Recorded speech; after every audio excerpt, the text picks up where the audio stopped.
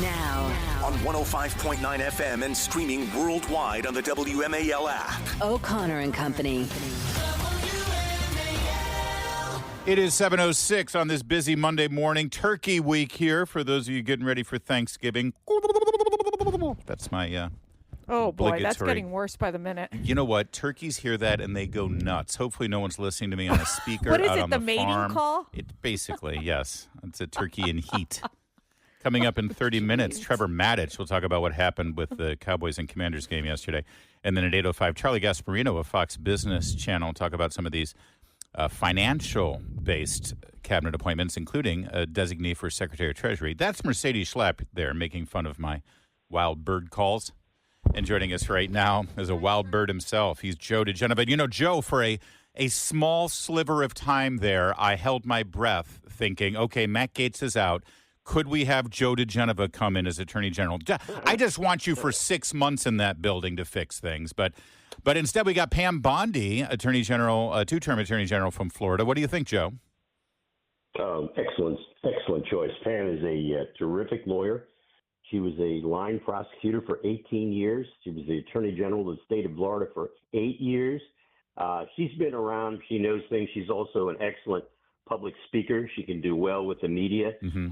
Moreover, I think she's going to make a lot of these Democratic senators who are questioning her qualifications think twice about the kind of dumb questioning they've done of repeated Republican nominees over the years. I wouldn't mess with her if I were they. You know what I like about her is she's experienced from her time for 8 years in Florida. She is experienced in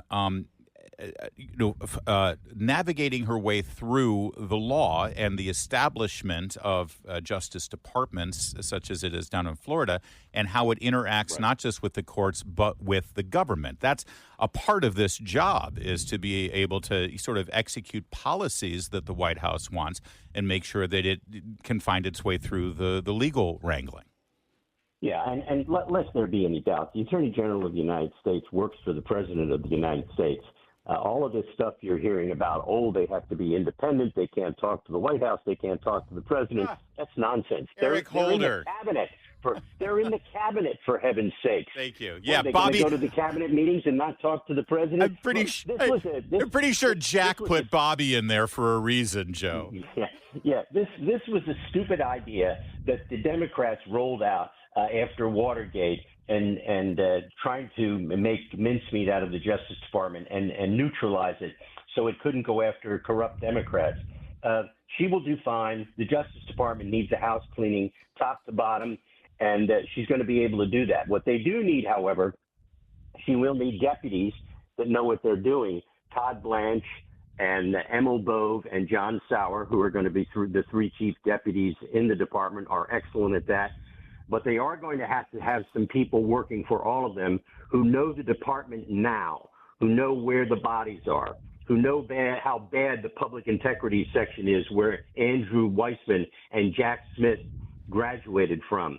Public integrity prosecutes public corruption, but it has now become nothing more than a place where Democratic lawyers go to hunt Republican scalps. Public integrity section has to be destroyed and rebuilt from the bottom up. And that has to happen, and they need to have people with Pam Bondi who know that and who know how to do it. I assume they're going to find the right people. If not, I've got some names for them. Let me ask you this. I know that President Trump has said that Special Counsel Jack Smith, he would be basically fired. Mr. Trump saying it's so easy, I would fire him within 2 seconds. And then, of course, the Democrats and the media go crazy saying, well, I don't know if he can constitutionally do that. What's your sense as to where this goes with the special counsel? And also, I want to get your take on the FBI director as well, because the president, I think, has taken a little longer than I expected in naming someone as the FBI director. First of all, Jack Smith can be fired by a gnat. He doesn't have to be fired by the President of the United States. He is an illegal appointee anyway. According to the current state of the law out of Florida, it no longer has the power to prosecute. Jack Smith is going to resign anyway. He's not going to allow the president to fire him. I assume he's going to resign and go back to The Hague where he can issue arrest warrants for Jews all over the world. Or the ICC, I think the International Criminal Court. How about that? Gosh. Yes, and I think with regard to the FBI director, Chris Wray is also going to resign. He's not going to allow the president to fire him. He doesn't want that ignominious exit on his resume. Listen, Chris Wray is a pretty boy, you know, in his nice suits and his coiffed hair. This guy has been a fraud from the beginning. He should have never been made FBI director. I will tell you this: we warned the White House about Chris Wray. We knew his record, that he was a phony, that he was a climber. But here's the key: Jack Smith and Chris Wray and all the people on that list of 51 all have to have their security clearances taken away, every single one of them. And that includes Chris Wray, the current and soon to be former FBI director, because he will sell that as he goes out to sit on boards and get in corporations. If he doesn't have that security clearance, he's a lot less sellable. We're speaking with Joe diGenova, and setting aside Christopher Wray's exit, what about who will sit in that chair? Kash Patel was on Maria Bartiromo yesterday. It seemed like a bit of a audition, maybe, or demonstration of how he would comport himself. What did you think? I was a bit surprised that he went on television. But most people who want these jobs stay off television and sort of lie low. Best example, Mike Rogers, who wanted to be FBI director, the defeated Republican candidate for Senate in Michigan. Now, Mike Rogers never had a chance because everybody who knew Mike Rogers knew that he obstructed the Benghazi investigation when he was chairman of the House Intelligence Committee. He was never going to be the FBI director. A guy's total phony, totally disrespectful of presidential prerogative, and would have been a loose cannon at the FBI.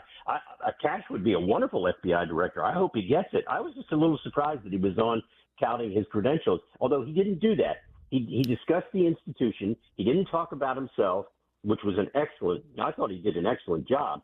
And, I hope the president names him today. Joe, I think one of the things I've learned in the Trump White House is that getting on the TV is one way to definitely make your case to get picked by the president. So I think we saw this with picks like Pete Hegseth and several others who have gone on, Fox or Newsmax and to make their case to the president. Not since they were nominated. You haven't seen wit of Pete Hegseth since he's been nominated. No, obviously, I'm saying before they're nominated, I would say. Yeah, making the case to get picked. Was everywhere. God bless him. Yeah, he was everywhere, and he did a great job every time he was on.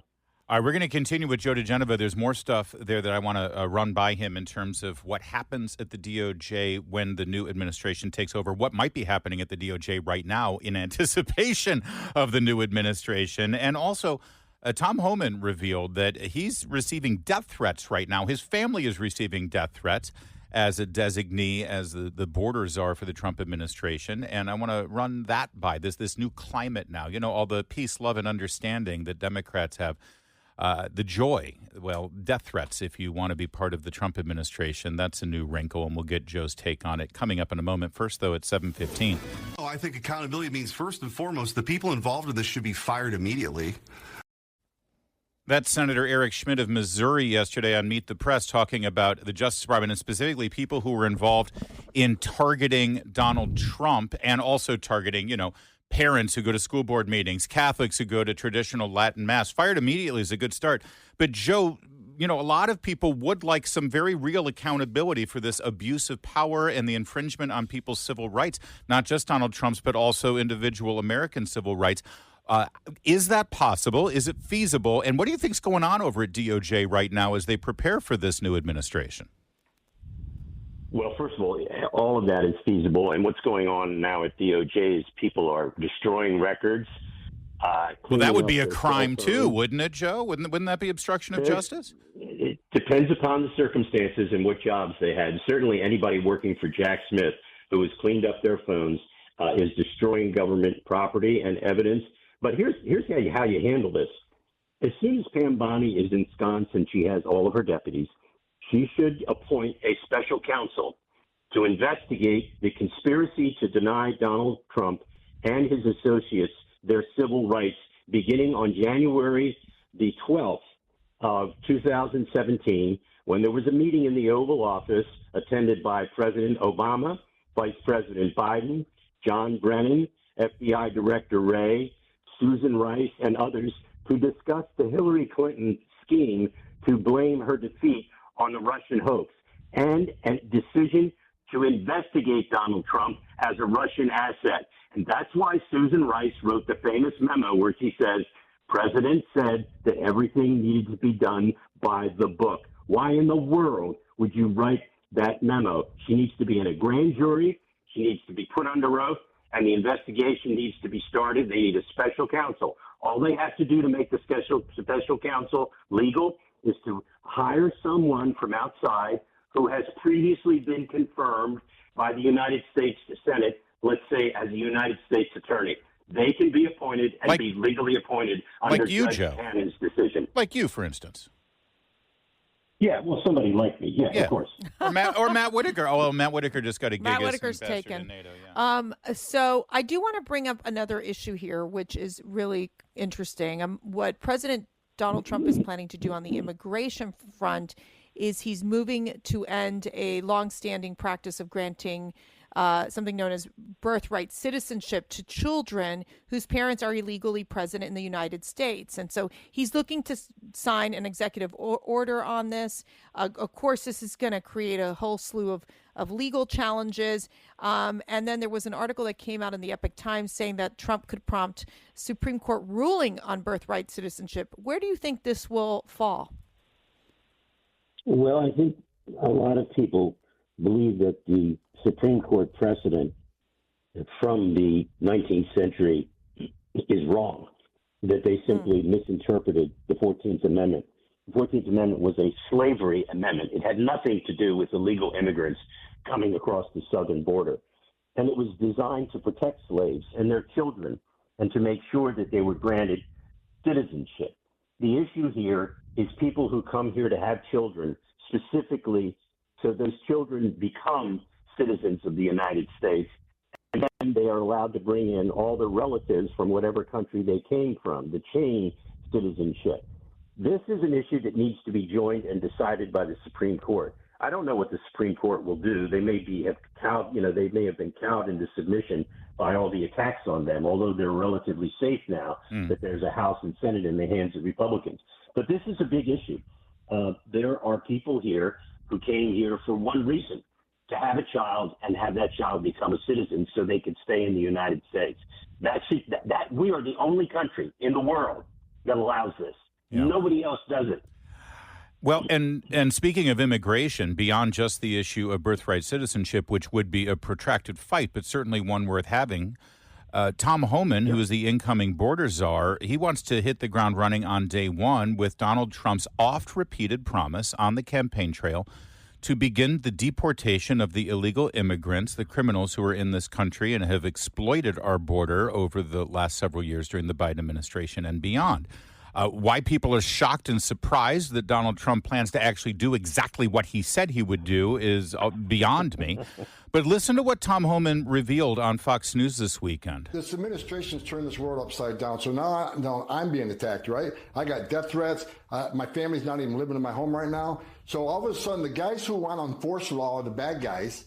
The guys who break the law are the victims. And for those mayors and those governors who say they're going to stop ICE from doing their job, stop me from doing this job, listen to the Laken Riley tape. Listen to the 17 minutes of this girl suffering, fighting for her life, fighting for her breath. This little girl didn't want to die. She fought like hell. And listen to that tape. That happens every day across this country at the hands of an illegal alien. That was on our buddy Mark Levin's show, by the way, Life, Liberty, and Levin. Joe, death threats to Tom Homan for literally enforcing the law. He just said it. The good guys, the ones who are actually enforcing the law are the ones who are being victimized right now, and it's a brave new world. But this is going to be the biggest fight of the incoming administration, wouldn't you say? Absolutely, but let's remember where this started. These threats, this use of violence as a political tool, started with the Democrats when they demonized Donald Trump, when they called him a Russian asset, when they said that when he was assassinated, the attempted assassination of him twice, when they poo-pooed that and tried to lessen it and demonize him even while he was being shot at. They created the atmosphere where people believe it's okay to say this. You've seen this in the trans community, where certain people in the trans community think it's okay to go out and beat up people who disagree with the trans agenda. This is going to have to stop, and the way it stops is with arrest and prosecution. People who make threats of violence should be arrested. They should be prosecuted to the fullest extent of the law. This is something that some time is going to have to be spent on. The Democrats have to be taught a lesson. And by the way, all this nonsense about it's not the Democrats who did this, they are responsible for the attacks on Donald Trump. Joe Biden calling the president a fascist, Hitler, standing in front of Marines in Philadelphia, giving that horrible speech, misusing the military for political purposes. Joe Biden has blood on his hands, whether it's Laken Riley or Morin or anybody else. The Democrats caused this. They caused the surging of the border. They caused the illegal immigrants who came here and murdered and raped people. This is a Democratic problem. It's one of the reasons they lost the election, along with men and women's sports. People don't realize how important these cultural issues are to the people of the United States. And if they want to attack Tom Homan, they're going to pay a dear price. And I hope the new FBI director prioritizes threats by Democrats and their allies against Republican public officials. This stuff has to end, and the way it ends is with prosecution. Joe diGenova, former U.S. Attorney for the District of Columbia, who, again, I just want to reiterate for the record, is eligible, qualified, and available to be a special counsel to clean up everything from Russian collusion on. Thank you, Joe.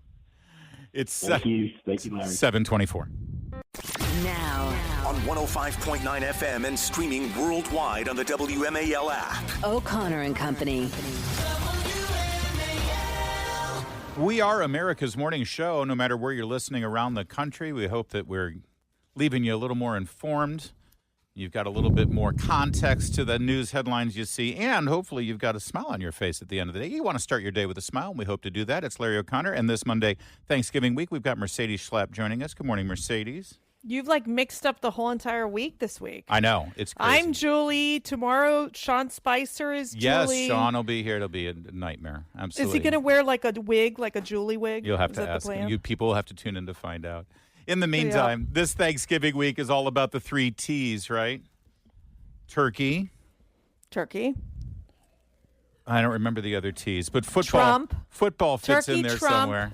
And no, wait, it's food. It's the 3 F's: food, family, and football. I'm sorry. Oh yes, that's right. And joining us now is Trevor Matich to talk about yesterday's game. Boy, what a way to kick off this football week! I was all expecting to talk to you about where the heck is the offense in this game. Over half of the game, you only have 2 field goals, and then suddenly 41 points scored in the fourth quarter. Insanity. The special teams, the missed extra points. Where do we start with this team? Trevor, what was that yesterday? I think that was Space Mountain on a Saturday afternoon in July.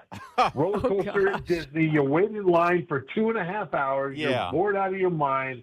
And then the roller coaster starts, and it's exhilarating. You're right. The last 5 minutes of this game featured 5 touchdowns and a field goal, plus a whole bunch of hijinks. And 2 of those touchdowns were kickoff return touchdowns by the Cowboys. It was nuts at the end. And I mean, is there anyone to blame for that? I mean, I kept thinking we shouldn't have been in this position. We shouldn't have been in this position. There were so many missed opportunities in the first half of the game. Yeah, there really were. I mean, when that roller coaster started, the score was Dallas leading 13-9. Yeah. And part of the setup for that was that the Commanders' kicker had missed 2 games with a hip injury to his kicking leg. And leading up to that point, he had already missed a field goal and a PAT. And then during that last 5-minute stretch, he kicked instead of kicking a kickoff all the way out of the end zone, he was short, kicked it to one of the best return men in the nation, Kevontae Turpin, and he ended up going for a kickoff return touchdown. That kind of got things rolling a bit. And then what really happened with this was at the end, with all the craziness, with 20-some seconds to go, Washington was down by a touchdown. They scored, The score was now 27-26. And it was a beautiful play, by the way. It's like, why isn't Terry McLaurin more involved in this game? And then, boom, an 80-yard touchdown. It was a beautiful thing, and they're going nuts at Northwest. All right, and they're 1 point down. Go ahead, Trevor. Take it from there. Right, they're 1 point down, and they line up for the extra point. Remember, the kicker, coming off of missing 2 games with a hip injury to his kicking leg, already missed a PAT, already missed a field goal attempt. He lines up, and the parade of awfuls just dumped on his head at that moment, the kicker, because the snap was low. It was on the ground. It was outside. The holder grabbed it, got it down, but the kicker didn't get a good look at it, and he missed that PAT. So now what should have been the tying score in the final few seconds to send it to overtime left Washington down a point. Yeah. So they had to kick an onside kick, and that was the second kickoff return for a touchdown. Yeah. Dallas recovered the onside kick and took it all the way back, and it was just a fitting ending to a crazy game. I got to ask you, what are the games you're looking at this week that are the must watches for for all the boys and that want to sit home and watch football? Well, if you're talking college or you're talking NFL. Let's do both. NFL and college. I'm very biased to the Fighting Irish, so they beat Army significantly this past weekend. But yeah, I would say NFL and college. What would be your picks? Well, if we start with college, you're right. The Notre Dame, they had an ugly loss to Northern Illinois, who's in the MAC. They're a Group of 5 team early in the season. Since then, they've been utterly dominant. That Army game was a big test for them because Army is legitimately very good. Ranked 19th when they played them on Saturday. Notre Dame ranked 6th. Notre Dame just crushed them. Yeah. So Notre Dame's not just looking like a team that can make the playoff. They will make the playoff. It's a team that can make noise in the playoff. That'll be fun. Texas A&M, the bitter rivalry returns, and the winner of that game goes to the SEC championship game. The loser probably doesn't make the playoff at all. And, of course, there's Ohio State, Michigan. And Michigan has a chance to wreck Ohio State's dreams. If they can pull off this win, Ohio State will not be able to play for the Big Ten championship. So it'll be, or probably won't. So it'll be interesting. That'd be a real shame. Yeah. But NFL I know you would love that. But Michigan's not having the year they want. No, it would truly be a miracle. But here's the thing. I mentioned this to Bram Weinstein when we were previewing the Commanders-Cowboys game. It's one of those games where the record really doesn't matter. Everyone assumed Washington was going to win. I was like, sorry, this is the Cowboys versus Washington. Anything can happen, and that's what happened. And I'm looking at Michigan, Ohio State the same way. That's right. The Cowboys came in with a losing record, and the Commanders should have beat them. And That's Mercedes, right. To your point, for NFL, the game that matters here is the Commanders against the Saints. The Saints are 4-7, I think. Yeah. And the Commanders have lost 3 games in a row. No, they got to win. If the season ended today, they would still make the playoff. But right now, they're not showing the ability to win a game, much less make the playoffs. Yeah, I agree. They got to win that game. You should have seen our house. Meredith is upstairs doing something. I'm screaming, "Oh my God! They just tied the game in the final seconds. They just tied the game." And by the time she got down there, they of course had not tied the game because they missed the extra point. It was horrible. It was horrible. But hopefully they just put it behind them. The game was just a bizarre fluke, and we get back on winning ways. We got to get the burgundy gold in the winning column. All right, Trevor. Always good to talk to you, my friend. This is the fun part. It's Thanksgiving. Now it's go time. Between now and the Super Bowl, it's just nonstop football, and it's a beautiful thing. Oh, yeah, and we'll forget all about this conversation when the Commanders win the Super Bowl. Thank you. Well, no, the Lions are going to win the Super Bowl. The Commanders will finish in second place. And the Wolverines will beat the Buckeyes. I'm Miami Dolphins. I'm a Miami Dolphins girl. Wait, better luck next year. Mercedes. I'm sorry. 7:43. Mercedes, I think Elon Musk purchasing Twitter was probably one of the most significant developments in our country over the last several years. Not only was he able to reveal exactly what the Biden administration did, the FBI and the censorship regime that occurred over the Hunter Biden laptop story, but also during the COVID-19 pandemic. But also, it allowed for this election cycle to have one outlet that was free and unfettered and unencumbered of any interference with regard to the free flow of information. It's huge. And people will forget that it all came about because Twitter censored and suspended the Babylon Bee. They made a joke headline about Rachel Levine being the Babylon Bee Man of the Year. And so Twitter censored that, deleted it, and suspended their account. And somebody said on Twitter, they said, hey, Elon Musk, you should buy Twitter. And he replied and said, how much does it cost? And yeah, I love it. The trolling. Before you so know fun. it, he bought it. So now here's what happened over the weekend. As you know, we reported this on Friday that MSNBC is being spun off with other cable news stations, cable news networks that Comcast Universal owns. They're all being spun off and packaged as their own standalone cable news package. And the idea is Comcast Universal will sell all of those cable stations. Donald Trump Jr. tweeted that story out on X and said, hey, Elon Musk, I have the funniest idea ever. And Elon Musk replied, how much does it cost? And suddenly this whole conversation happened before our eyes, and it appears as though Elon Musk is seriously considering purchasing MSNBC. How amazing would that be? And then there's conversation about putting Tucker Carlson on the lineup. And Joe Rogan said that he'll dress up like Rachel Maddow with the glasses. I mean, talk about the trolling, but the real possibility that this can happen. Do you imagine, Larry, being in MSNBC right now, hanging out in their fancy little places like Mika and Joe and Nicole Wallace and the whole gang just sitting there going, oh my, Joy Reid? Oh my, we might be out of a job. What are we to do? The despair, the anxiety. I mean, just in the newsroom alone is just fascinating to me. Let me tell you this something. Possibility. I look for clues about this sort of thing. And, Joe and Mika usually do their show from down in Florida. They have a pretend set. Chris Plant makes this, a big deal out of this. She's wearing her jogging suit. Right. It looks like they just rolled out of bed, which is probably exactly what they did. They're in their garage that was built out as a studio. And so the entire premise of the show is a lie and deceptive to their viewers because they're pretending to be in Washington and they're not.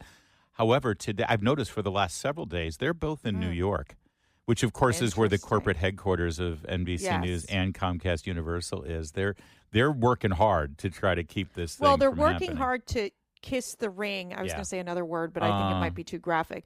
Kiss the ring of Donald Trump and try to make, peace with Trump after years of calling Trump Hitler, a Nazi. I mean, it's just outrageous. There's no way Trump would fall for that.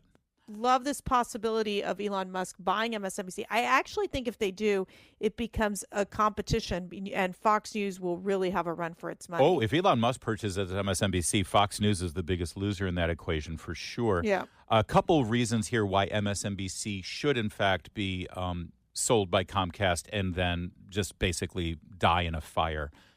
First of all, they made a big deal about announcing a massive pay cut for the new contract for Rachel Maddow. Here's the massive pay cut. She went from $30 million a year to do one show a week to $25 million a year. That's massive. I would take a massive pay cut like that. A $5 million. Yeah, you'd be like, I'd take it. That's reason number one. Reason number two, look at this headline on MSNBC.com. It's analysis of the conviction of Laken Riley's murderer. Here's the headline. Laken Riley's killer never stood a chance. Yes. For all the political controversy surrounding Jose Ibarra, the outcome of this trial was never in doubt. Oh, poor thing never stood a chance. Hey, you know who else never stood a chance? Laken Riley. Yeah. I mean, this is outrageous, these headlines. We've encountered that with some of these NBC reporters and MSNBC reporters. They are so disgusting. They're so anti-Trump, anti-anything that's conservative, and it's just become a propaganda machine for the left. So I welcome the Elon Musk purchase of MSNBC. That's not anti-Trump. That's anti-humanity. To say that the killer is the one who didn't stand a chance. And then finally this one. Joy Reid, one of their high-paid primetime stars, sent out this message to her followers. So if you think that you can vote for what people see as their destruction and then demand that they still are cool with you and kiki with you and have Thanksgiving with you, I think you're kind of missing the point of what people are upset about. They're afraid. So she's basically encouraging families to be divided and separated this Thanksgiving over politics. If you vote for Trump, you can't expect people to come and share Thanksgiving with you. Are you going to have all people that support Trump at your Thanksgiving? I'm not going to ask people their political opinions when they come for Thanksgiving. And we're going to talk about football and food. And one other thing. Joy Reid works for MSNBC, NBC News, Comcast, Universal. You know, Universal Films spending a whole lot of time asking families to go see their big movie Wicked this week. Mm-hmm. It's a big holiday thing. I don't know. Maybe it's me, but as long as they're employing somebody who is trying to divide my family over politics, maybe I won't spend money to see one of their big movies.